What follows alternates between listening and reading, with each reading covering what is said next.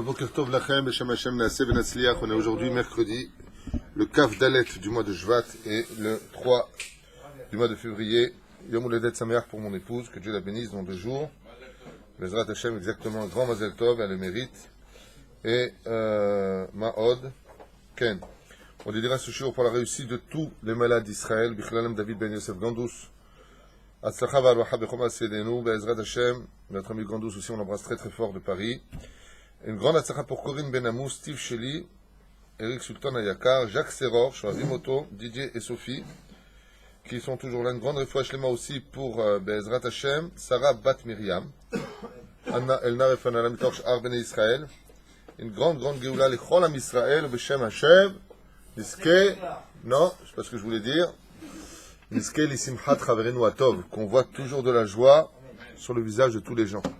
Ça donne la pêche. Il y a des gens comme ça, quand tu les vois, même si, comme Eric par exemple, tu le vois toujours heureux, Baruch Hashem Baruch, toujours heureux. Et il y a d'autres, quand tu les vois, c'est des Gilgulim de Droupi, I'm happy, tu vois, comme ça, très... Bezrat Hashem, chez Eskel Tour, Sameach, nous avons un jeune aussi qui se marie bientôt. Amen. La date du mariage, le 15 juin, je crois. 15 août 15 août Ah, c'est moi qui te marie, c'est ça? Ah, d'accord.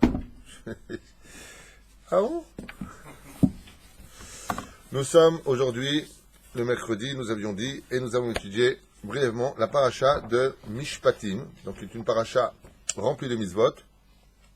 On a déjà fait, je crois, 3 à 4 cours enregistrés, ça fait 25 ans qu'on enseigne cette paracha, sur la paracha de Mishpatim. Mishpatim, qui nous parle des relations entre l'homme et son prochain, et qui, bien entendu, est la suite de ce que nous avons lu au Arsinaï, des Elle Amishpatim, le Vav, comme j'ai expliqué hier soir dans le cours, un cours à voir et à revoir, comme je l'ai conseillé tous les mois, sur un monde sans cœur.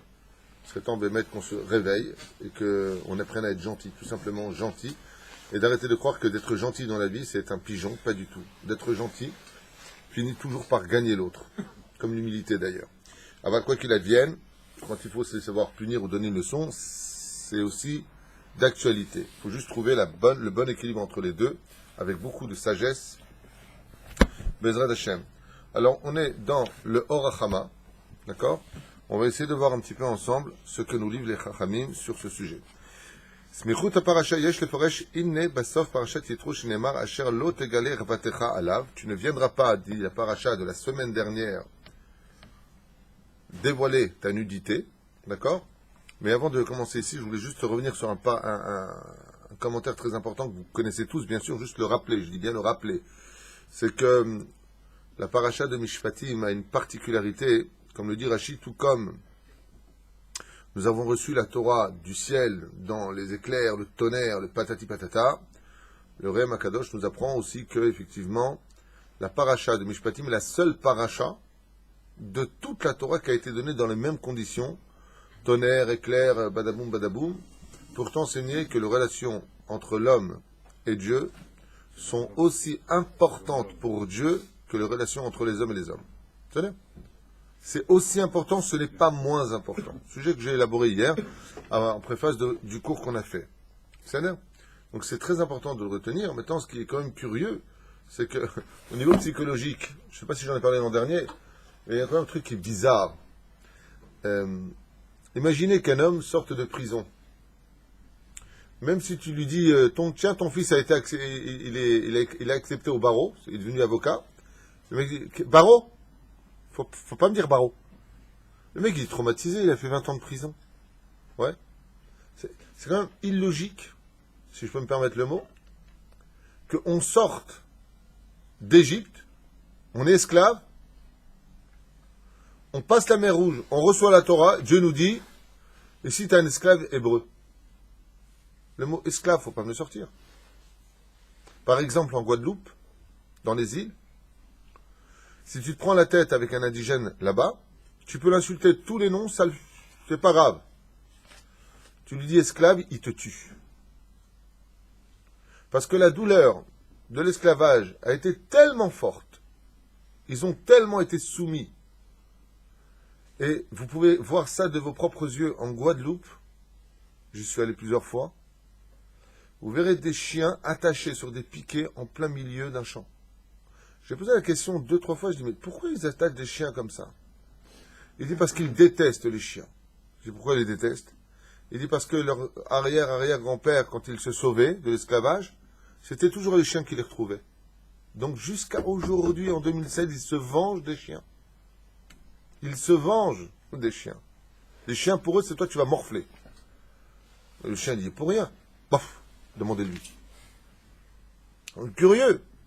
Et là, on sort d'esclavage d'Égypte. 210 ans, massacrés, on a été frappés, battus, violés, tout ce que vous voulez. Les enfants emmurés, jetés dans la gueule des crocodiles. On sort et Dieu nous dit, à la 6e année, quand viendra les échers, tu libéreras ton esclave. Et s'il te dit, j'ai aimé mon maître, alors tu lui perceras l'oreille. Car l'oreille qui a entendu qu'on devait être les serviteurs de Dieu, et qui a préféré être les serviteurs d'un homme, alors tu lui perceras l'oreille pour dire, c'est rentré mais c'est ressorti de l'autre côté, entre guillemets, sur le domaine philosophique. Mais qu'est-ce que tu me parles d'esclave? C'est un mot que tu ne devrais même pas prononcer. Ouais, si tu me le prononces, à la fin de la Torah, à la limite, si le temps est passé, c'est une nouvelle génération, non. Non. Tout de suite, tu sors de l'esclavage, je te reparle de l'esclavage, et pourquoi? Il y a une histoire avec Napoléon Bonaparte, avant qu'il ne devienne le grand Napoléon Bonaparte que l'on connaît, qui était capitaine de sa section, de son petit régiment. Et comme ça, un jour, il s'est enfui parce qu'il a été repéré par les Prusses. Et il est rentré dans une boutique. C'était un juif qui était là-bas, il vendait du tissu. Il lui a dit, je t'en supplie, cache-moi, ils sont derrière moi, je t'en supplie, cache-moi. Il lui a dit, écoutez, rentrez dans cette caisse. Ils ont levé beaucoup de tissus comme ça, il s'est mis dessus, il a mis tous les tissus dessus. Et puis, Napoléon s'est caché au fond de cette caisse, et puis voilà que 2 secondes plus tard, les Prusses sont rentrés à l'intérieur, et puis c'était l'époque des baïonnettes. Vous vous rappelez, les fusils avec les baïonnettes. Et est-ce que tu as vu quelqu'un? Il a dit, quelqu'un, je connais pas. Le juif n'a pas voulu mentir, il pensait que son nom était quelqu'un, comme mon nom est personne. Alors, non, j'ai pas vu quelqu'un. Je connaissais Maurice, André, Mordechai, mais quelqu'un, je ne connais pas. Et donc, ils ont cherché partout, et puis il y en a un qui se rapproche de la caisse comme ça, il donne des coups dans la caisse, il voit que c'est creux, mais peut-être qu'il y a quelqu'un, alors il commence à sortir l'épée de son fourreau.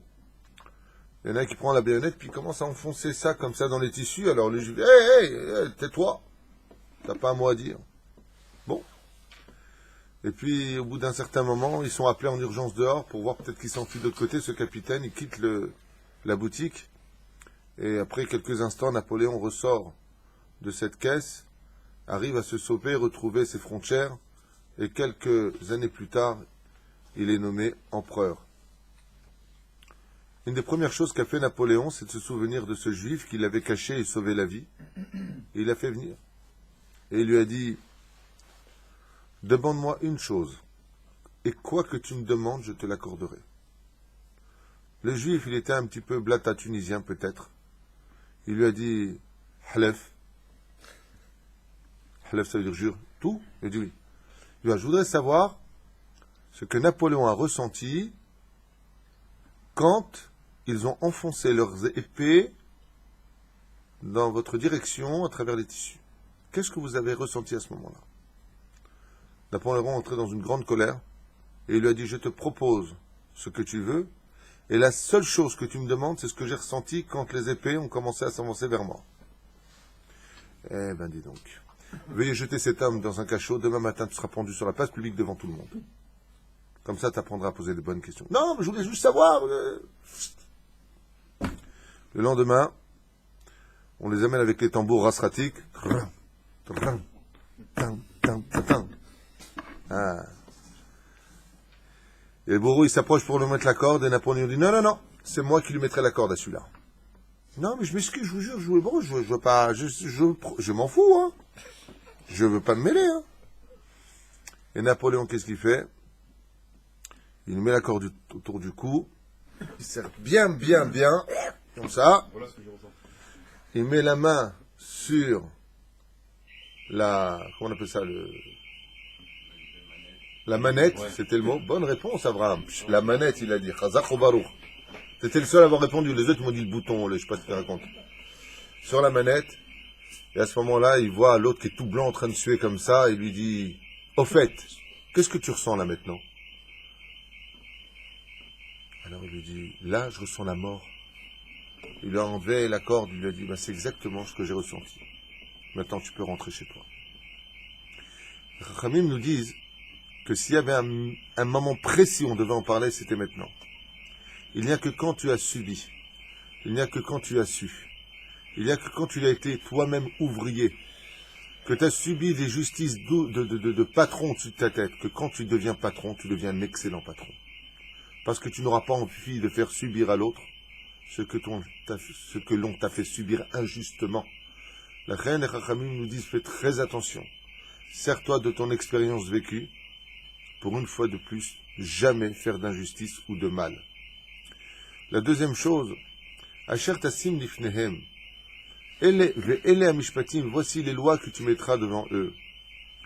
Le rabbi de Lubavitch, Alava Shalom, explique d'ailleurs comme le Sfat Emet, le Chidush Harim et bien d'autres, que les lois juives font partie de 3 degrés différents qu'on connaît tous, qui s'appellent les Chukim, les Edut et les Mishpatim, les Mitzvot et les Mishpatim. La différence entre ces 3 paliers que nous avions déjà élaborés l'an dernier dans un cours correspond brièvement à ce Mahamar important à retenir. Les Chukim sont les lois juives qui ne sont pas dépendantes de l'intellect humain. Ils n'ont ni queue ni tête, ils ne veulent pratiquement rien dire à nos yeux, comme ne pas mélanger le lait et la viande, comme ne pas mélanger le sha'atnez, la laine et le lin, pourquoi pas, après tout, pour ne pas, la vache rousse, entre autres, et bien d'autres. Ça, ce sont ce qu'on appelle des chukim.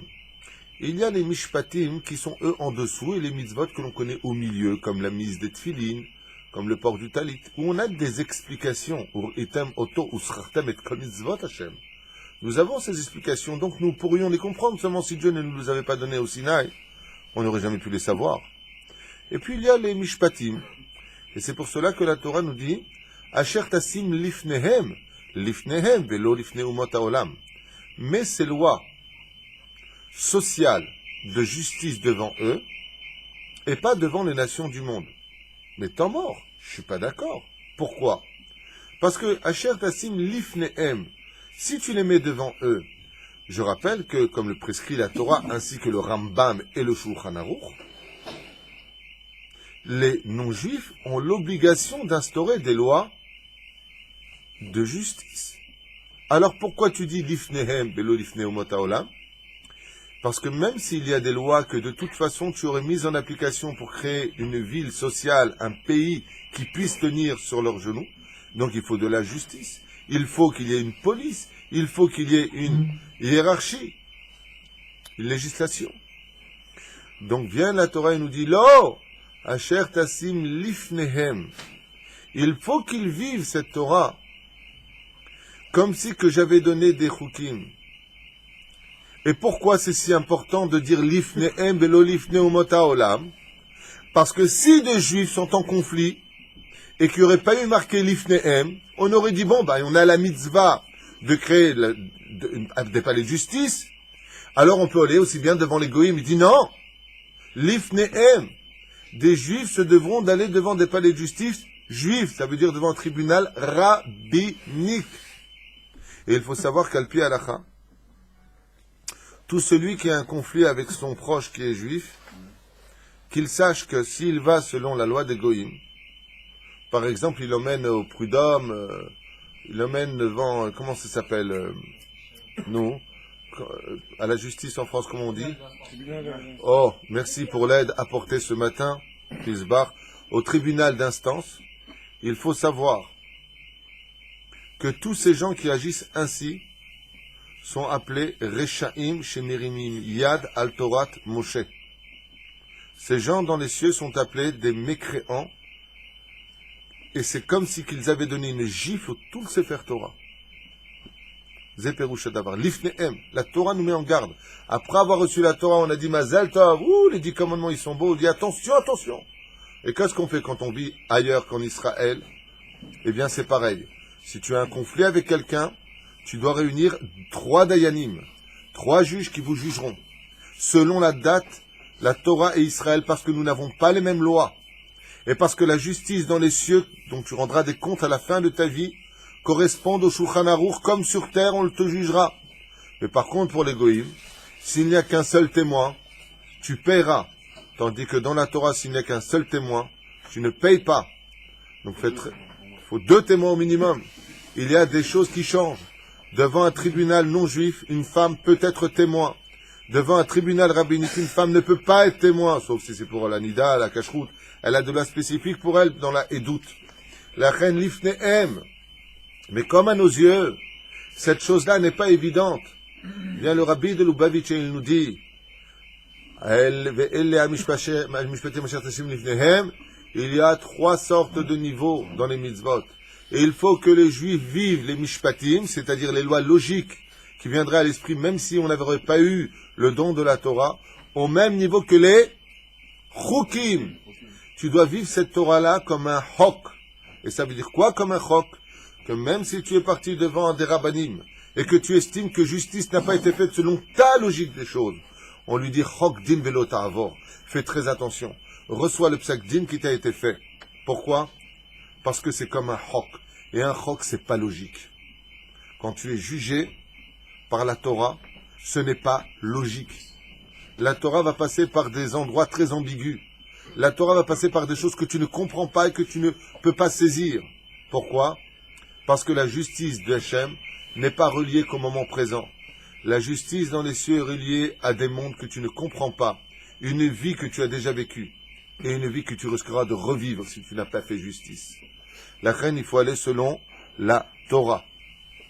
Je pérouche d'abord. Cher Tassim Lifnehem. Pour Be'ezrat Hashem, je continue avec le rabbi ou je passe au livre? Alors, rabbi, merci. L'homme est chané. Le rabbi de Lubavitch continue, il dit, à propos de cela, quelque chose de très fort à mon goût, dans la chassidoute. Et voilà ce qu'il raconte. Le saint vénéré rabbi dit, et c'est pour cela que dans le Hemshech des mitzvot, quand tu continues les mitzvot de la Torah, quand tu verras l'âne de ton ennemi sous le poids de sa charge, Azov, ta Azov Aimo, tu te devras devenir et de l'aider. Et pourquoi tu devras l'aider? De quoi tu devras l'aider? Alors c'est vrai qu'il y a le issour de l'otikom, de l'otitor. Avant, le rabbi s'adressera ici à la chassidoute. Le mot hamor en hébreu vient de la racine du mot chomer. C'est pour ça que les ânes étaient les meilleurs porteurs de marchandises, mieux que les chevaux, les dromadaires, les chameaux, les bœufs, de tous les animaux existants. Le hamor a toujours été, pourquoi? Parce que son ossature est extrêmement puissante. Elle a l'ossature la plus dure de tous les animaux de la création. Les os de Hamorim, d'âne. Okay? Le rabbi Lubavitch, il dit, quand on te dit Azov ta Azov imo, quand tu verras l'âne, le chomer, de quel chomer il parle? Il dit tout homme a un ennemi avec lui. L'homme a un ennemi qui l'accompagne toute sa vie durant. Et il faut savoir que cet ennemi n'est autre que son pire ennemi sur terre. Non. Il est le socle du Yetzer Hara, ça s'appelle le corps humain. La matière vient du monde E'achur. Le corps n'est attiré que par le monde matériel. Le corps veut le goût. Le corps veut profiter. Le corps veut dormir. Le corps ne pense qu'à lui. Et l'Aneshama, comme l'enseigne le Messilat Yesharim, n'est pas intéressé par le monde matériel du tout. La matérialité ne l'intéresse pas, ni le confort. La Neshama ne veut qu'une seule chose. Les mitzvot et la Torah, rien d'autre. L'élévation du service divin, c'est tout ce qu'elle veut. C'est pour ça qu'il y a toujours un conflit à l'intérieur d'un malaise vécu toute une vie durant, sans jamais ne comprendre réellement pourquoi on ne va pas bien. Parce qu'on est dans une guerre. Et cette guerre s'appelle la guerre du corps et la guerre de l'âme. Le rabbi te dit, et la mitzvah qui t'a été donnée ici présente après le don de la Torah, pour qu'elle soit vécue dans un équilibre parfait, elle te dira, quand tu verras le chamor de ton ennemi, qui est ton ennemi? Le Yetzer Hara. Qui est son chamor? Le corps. Comment il fait le Yetzer Hara pour le faire tomber? Il donne des envies encore. Il donne des envies au corps. Donc quand tu verras l'âne de ton ennemi, c'est-à-dire le corps de ton ennemi qui est ton propre Yetzer Hara, tomber, et qui t'emmènera maintenant vers les forces du mal, trop de sommeil, trop de manger, trop de vacances, trop de rien faire, trop de ceci, trop de cela, Hazov, ta'azov imo. Ne te décourage pas vis-à-vis de ton âme. Ton âme a le devoir d'aller aider ton corps. Va l'aider et relève-le, dit le Rabbi. Et pourquoi cela? Il dit parce que ensemble, vous avez une mission à faire. Ensemble, vous avez quelque chose à faire. En d'autres termes, le Rabbi de Lubavitch nous rappelle ici l'interdit du Yehush. Il nous apporte ici la réponse que l'homme ne devra jamais se décourager de faire teshuva.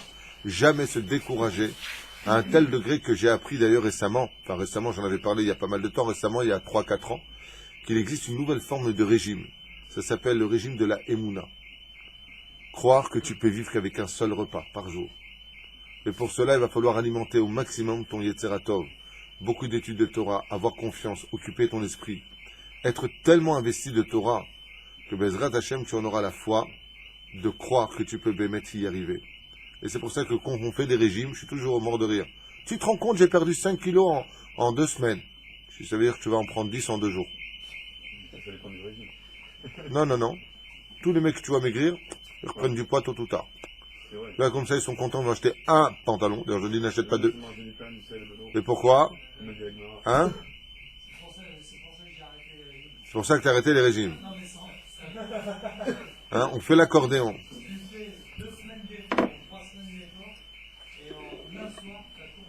Exactement. C'est pour ça que c'est un combat qui est midi, dit le Rabbi Lubavitch.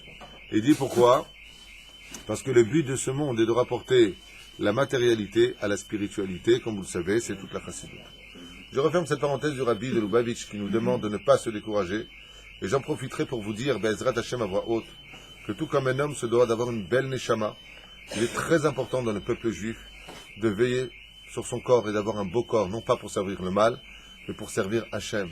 Sur un kiddush Hashem, de voir quelqu'un bien habillé, de voir quelqu'un faire attention à sa santé, faire attention à son corps, c'est toujours quelque chose d'important, Be'ezrat Hashem. Pas simplement chas v'shalom pour le regard de l'autre, c'est pas du tout ce que je veux dire. D'abord qu'on apprenne à plaire à nos conjoints et nos conjointes, mais c'est surtout pour soi-même, parce qu'on a besoin de se sentir bien dans ce que nous sommes. Comme je vous l'ai déjà dit, le poids influence énormément sur nos morales. Quelqu'un qui a perdu du poids se sent mieux dans sa tête, il se sent, il a plus confiance en lui, il reprend un peu plus du poil de la bête. Ne pas comprendre que ce corps n'est qu'un ennemi, et au contraire, Azov, ta Azovimo, tu viendras, Bezrat Hashem, soulever ce poids avec toi, afin de l'aider. Nous dit comme ça, donc, tout à l'heure, nous avions commencé, nous reprenons. Asha, Asher, lot égale ervatecha alav, que tu ne viendras pas dévoiler sa nudité sur lui. Katev Rashi veze, yesh limod kal vachomer shelo, levayesh ou levazot chavero, share akadosh hu chash lebizayon avanim, shehen bahem da'at. Adam. Si Akadosh Baruch Hu nous a mis en garde de ne pas l'évayesh, de ne pas humilier, de ne pas se dénuder en d'autres termes, dans le cas qui a été dit, Vezeu shamarkan ve'ela mishpatim ashat litasim lifnehem, she'izharu ma'alevanim panim, me'albanat panim benehem, qui a l'aider albanat panim em reuim les mishpat dinim chaz v'shalom. Je voudrais revenir sur la paracha de la semaine dernière. Je voudrais juste revenir avec votre permission sur ce qu'il en Asher lot égalé ervatecha alav. Je voudrais comprendre de quoi il parle, je ne me rappelle pas. Tu t'en rappelles, Michael, de quoi il parle? C'est dans l'homme échané. Velota lebemaalot al mizbechi. Ah, ok, maintenant je comprends. Très bien. Maintenant je comprends. On parle du Kohen qui devait monter Bezrat Hashem sur le Mizbeach. Et la Torah nous avait dit qu'on ne fera pas des escaliers, mais qu'on fera une rampe. Pourquoi? Pour ne pas qu'on voit les mollets, pour pas qu'on voit la nudité, tellement la nudité est considérée comme étant grave. Pour ne pas qu'on lui fasse honte. Et il te dit ici, pourquoi c'est si important, pourquoi ça finit avec ça, et on te dit maintenant, voici les lois.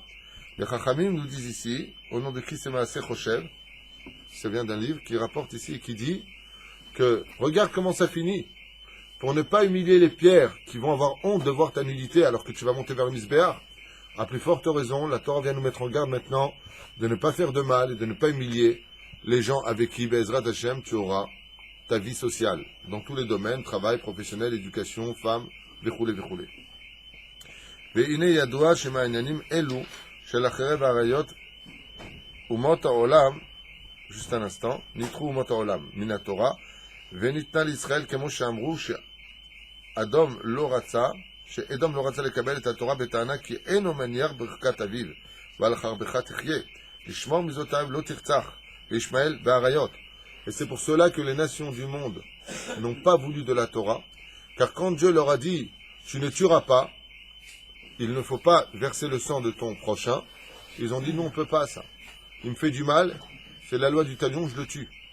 Je vais te tuer, je vais t'esquinter, je vais te faire. » Dieu leur a dit « je ne peux pas donner ma Torah à un peuple qui n'a pas de pitié l'un pour l'autre. » Quand il a proposé à Ishmaël, il a marqué, Ishmaël, il a dit Be'arayot, il a dit Lotignov. Ne pas voler, c'est pas possible. Si je veux quelque chose, je le viens, je le prends. Alors, je vais te faire, je vais te couper la gorge, je vais te... Hein? Et pourtant, ils ont des lois. Mais est-ce qu'ils les respectent? C'est ce qu'il dit ici. Ils ne les respectent pas. Prenons par exemple l'histoire des croisades. Au nom de la chrétienté, ils sont partis tuer des millions de personnes en Europe et partout, d'ailleurs, jusqu'en Israël. La guerre des croisades avec Suleiman le Magnifique. Il y a eu beaucoup de sang versé. Alors que tu as dit, l'acquisition. Tu viens, tu dis qu'il ne faut pas tuer, et ils ont fait des millions de morts en Europe. L'inquisition. Au nom de qui? De guerre ethnique. Au nom de Dieu, au nom de Dieu. Tu vois pas quel Dieu on parle? C'est le Satan, oui. Alors, allez, il faut lire un peu l'histoire de l'humanité, ce qui s'est passé au nom de Dieu. Combien de gens sont morts? Et Akadosh Baruch Hu, il te dit non, regarde, pour des pierres, la personne, pour pas faire honte, les pierres, elles ont honte. Les pierres, ça pense pas, entre guillemets. Ouais. On te dit, il y a de la pudeur vis-à-vis d'eux. Quand tu monteras la rampe, pour que tu aies de la pudeur. Ouais. Et tu dis maintenant, chez Tassim Lifnehem. C'est parce que les nations du monde n'ont pas accepté cela. Vechol, velo lishmor al oshel, lotin af. Tu ne convoiteras pas la femme de l'autre. Donc tu vois bien que la Torah, juste avant, elle te parle de la relation entre l'homme et son prochain. Les nations du monde, dans ce domaine, non. L'amour est plus fort que tout. Ouais, mais t'es marié, mais c'est pas grave, je t'aime. C'est avec moi que t'aurais dû te marier. L'amour est plus fort que tout. Un juif, il va aller avec une non-juive. L'amour est plus fort que tout. Chazve shalom. Asher tassim lifnehem, Am Israël, il doit comprendre son importance d'être juif. Et c'est pour ça qu'il a dit que l'épée ne devra pas approcher le misbéach, parce que c'est un instrument de meurtre. Bediuk tevat charbecha velo amar lo tanif barzel. Il a dit ton épée, il a dit non, lo tanif barzel, tu n'apporteras pas le fer. Le gam om amar lo tigale ervatecha alav learchikenu b'shnei dvarim ha'ele apach ha'omot she'em rotzim ba'em velo yechulim lifrosh me'em. Et au contraire, il dit que les nations du monde, eux, ils ont voulu cela. Contrairement aux autres, des fois, il y avait eu des mishpat aux États-Unis. Le juge, il a dit qu'il était libre. Qu'est-ce qu'a fait le mari? Il est venu avec un revolver, lui a mis une balle dans la tête.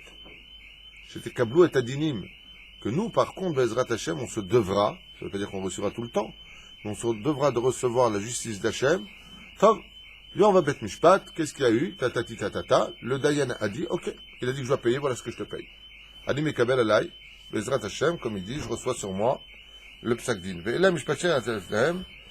Je voudrais bien avancer un peu dans d'autres mitzvot. Juste un instant.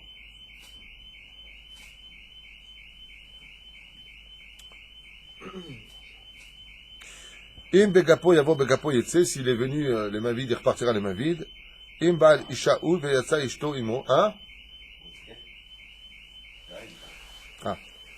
Im begapo yavo begapo yetse. Ve im bal isha'u veyatsa ishto imo. Mais par contre, s'il est venu avec sa femme, il repartira avec sa femme. Et pourquoi on nous dit ça? Parce que tout simplement, ce qui appartient au Eved appartient toujours au maître. Et dans le cas échéant, il repartira avec. Et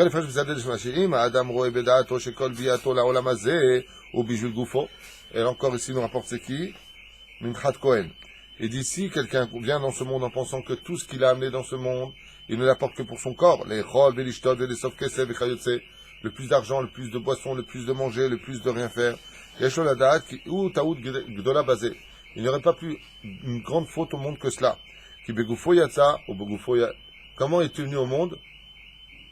Comment tu es venu au monde? Tu es venu nu. Et comment tu repars au monde? Tu repars nu. Begapo yavo ou begapo yetse. Aval, si tu es venu avec ta femme, qui est appelée la femme? La Torah, boikala, Shabbat Malketa. Tu repartiras avec elle pour t'enseigner qu'il n'y a que la Torah, les mitzvot dans ce monde que tu ramèneras avec toi dans l'autre monde. Begapo yavo ou begapo yetse. On avance.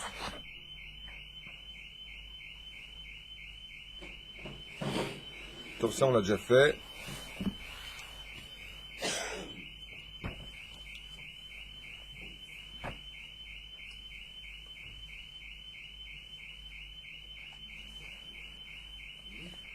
Vegonev ish umcharo umatza beyado mot yumat. C'est insupportable ce son-là. J'ai du mal à me concentrer à cause de cette sirène qui ne cesse de siffler. Ça prouve que c'est un cours important, apparemment, parce que Yetzer Hara n'a pas arrêté depuis ce matin, parce que ça me tape dans la tête. Enfin bon, le mérite n'en est que plus grand. Be'ezrat Hashem. Vegonev ish umcharo. Tu as volé un homme pour le vendre. Donc tu as pris quelqu'un, tu vas vendre en esclave. Venimtza beyado, et il se trouvera dans sa main. Donc tu l'as attrapé la main dans le sac. Mot yumat, il faudra mettre cet homme-là à mort par un tribunal rabbinique Sanhedrin. C'est là. Qu'est-ce qui se cache derrière cela? Qui est mort parce qu'ils ont vendu un juif? Qui, dans l'histoire, selon les Midrashim, a été mis à mort parce qu'ils ont vendu un juif? Les frères de Yosef. C'est eux qui ont été mis à mort? Je ne suis pas au courant de ça. Il dit à Ougé Makrout après. Oh! Comment tu viens de dire? Il y a Ougé Makrout. Non, juste avant, tu as dit un mot. Les 10 martyrs. Les 10 martyrs. Comment tu dis 10 en hébreu? C'est ça. Oui, mais en lettres. Aïn. En lettres. Yud, bonne réponse. Heureusement que tu es là. On dit Yud. Yud, c'est 10. C'est là. Maintenant, regardez le texte. Begonef ish umcharo nimtza mot yumat. Et si tu as attrapé l'homme qui a vendu, tu le mets à mort. Et ici, qu'est-ce qui a marqué? Beyado. Pourquoi le mot Beyado? Hein? J'ai pas compris.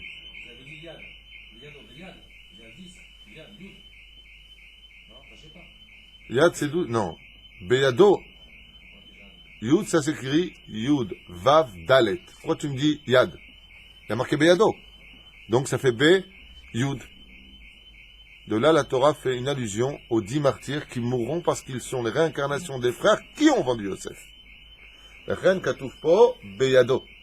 C'est remez à la Asara Arugé Malchut. Ce sont les 10 martyrs qui seront mis à mort selon l'empereur pour payer la faute. Mais la reine, c'est ce qu'il dit ici. Ma mila beyado. Pourquoi la Torah nous a mis quand tu l'attraperas dans sa main? Il va pas, on sait bien qu'il est dans ses mains, le mec. C'est-à-dire, libère-moi, il va lui dire. Et là, beyado. Que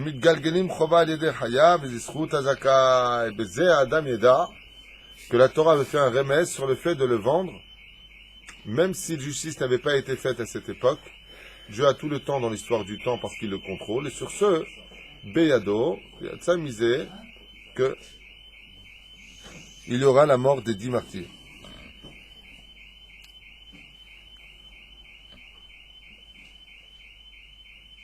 Donc ça, c'est des commentaires qui sont un peu longs par rapport au temps qui me reste.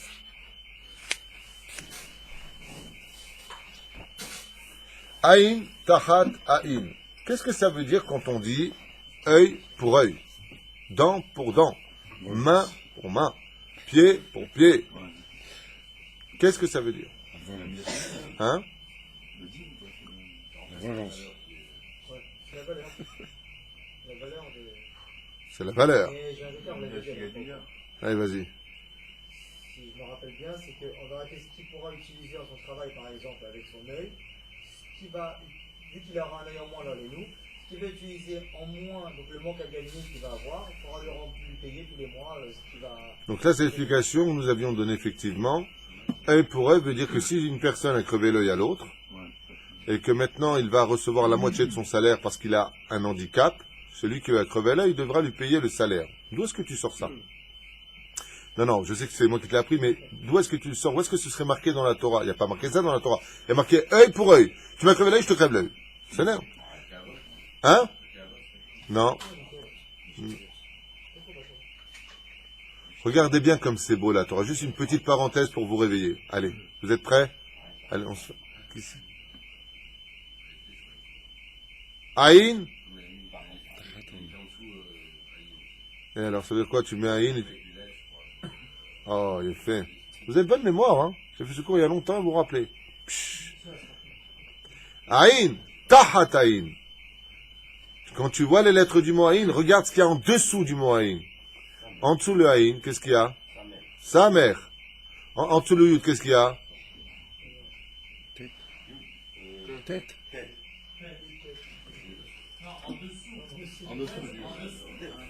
Kaf.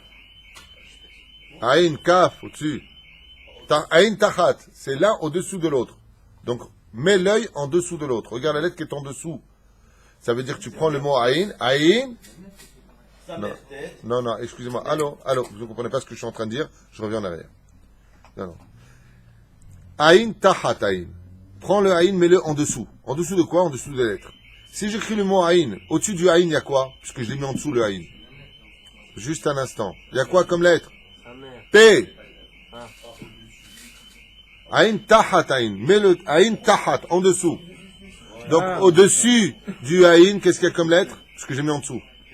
P. Il y a fait Meod. En dessous du Yud. Qu'est-ce qu'il y a au-dessus du Yud? Kaf. Il y a fait. Et au-dessus du Nun? Samer. Il y a fait. Qu'est-ce qu'on a eu comme lettre? Kesef. Quel c'est pas Hastarak? C'est une bêtise, celui-là. Hein? Aval, ça fait les lettres du mot Kesef. Il a dit, Aïn Tahataïn, tu devras verser l'argent. D'où est-ce qu'ils ont su les Chachamim? Ils ont mis les lettres du mot Aïn sous les lettres qui leur correspondaient au-dessus. Et effectivement, au-dessus des lettres de Aïn, Yud, Nun, qui forment les lettres du mot Aïn, tu récupères les lettres de Kaf, P, d'abord, Kaf, Yud. Kesef. C'est magnifique. C'est pas de moi. C'est juste là. Ça n'a. Donc tu retrouves là les lettres de Kaf, Samer, P. Kesef. Pour les autres. Et pour les autres. Ça veut dire quoi pour les autres? Pour la suite. Ça veut dire quoi? Aïn Tachataïn, après les... Ah bah de là tu apprends parce que ça commence par Aïn. Et pourquoi il va marquer Ozen Tahat Ozen? Arrête, tu viens, tu me dis œil pour œil, dent pour dent, pied pour pied, main pour main, et pourquoi tu dis pas Ozen? Et si tu as frappé ton prochain à l'oreille, et que tu l'as rendu sourd, tu payes pas, il dit. La mets sur Odika. Tu la mets sur Odika. Non. Je comprends pas, alors quoi? Aïn Tahataïn, ça marche? Parce que c'est vrai qu'on donne un coup de poing dans l'œil, mais si tu le mets une droite, et tout touche dans le tympan, et qu'il a perdu l'oreille, qu'est-ce qu'on paye? C'est l'équilibre, j'ai dit, hein. Et Yoram, le Khatan ici présent, il dit, Chazve Shalom, la Gemara nous dit, si tu as blessé quelqu'un à l'oreille, dans ce cas-là, tu paieras pour tout le corps. Il était payé 7000 shekels par mois, il perd l'équilibre de ses jambes, puisque l'oreille correspond à tout le corps humain. C'est pour ça qu'un embryon, quand il se forme dans le ventre de sa mère, prend la forme d'une oreille. Parce que l'embryon, qui est tout le corps, vient nous enseigner de façon imagée, bien sûr, que l'oreille correspond à tout le corps. Ce qui fait qu'on ne peut pas dire Aïn Tahataïn. Et là, la Torah va te faire comprendre que toute la notion de l'oreille, c'est tout le corps. Ce qui fait que si tu blesses quelqu'un à l'oreille, le Bédin te forcera à lui donner un salaire complet durant toute ta vie. Ou de travailler pour lui. וכל המרבה דברים מביחת, וזהו שאמר על כל דבר לשון דיבור, שמרבה דברים פשע מביחת, אולם זה דווקא בימי הארצות המושלים לשור וחמור, אולם תלמידי חכמים אפילו שיחת חולין שלהם צריכת תלמוד, ועל כל דבר פשע על שור ועל חמור. Il dit ici un remèze sur toutes les choses criminelles que tu as faites, à la shor ou à al-hamor, avec le taureau, avec le hamor, dans la notion de ne pas les faire marcher ensemble, de ne pas faire de mal. Il te dit, Mazé Shor ve Hamor, qui est comparé au Shor et au Hamor, les nations du monde. Ishmaël est comparé au Hamor, tandis que Esav est comparé au Shor. C'est un sujet qu'on avait déjà étudié ensemble. Il te dit, Mazé Odapam, Al-Kol Dvar Pesha. Dvar, c'est une chante d'Ibour. Il dit ici, je finis avec ça. Il dit ici tout simplement que Al-Kol Dvar Pesha, toutes les paroles que tu sors ne doivent pas être comme celles des nations du monde, qui vont parler de choses et d'autres, stam. Tandis que chez les Talmidei Chachamim, même quand ils parlent de chol, même quand ils parlent de choses qui paraissent à tes yeux être des choses simples, tu peux apprendre beaucoup de Torah de leur bouche. La reine te dit, Lokmo Hamor Ve'ashor, pas comme le Shor et le Hamor, ne parlent pas comme un non-juif, pas parce qu'ils sont moins bien que nous, ils n'ont pas notre Torah. Donc de quoi ils vont parler? Ça va Jean-Luc, tu vas bien? Ah bah dis donc le boulot. Et l'autre il va parler comme ça. C'est leur monde à eux. Et tu dis à un juif, lui, quand il parle, c'est Bidibar Tabam. Ne fais pas de pécha avec ta bouche, parce que tu n'es pas comme les nations du monde, car Dieu t'a choisi pour une valeur qui va au-dessus de toute notion, la valeur de la parole. Kol Tov.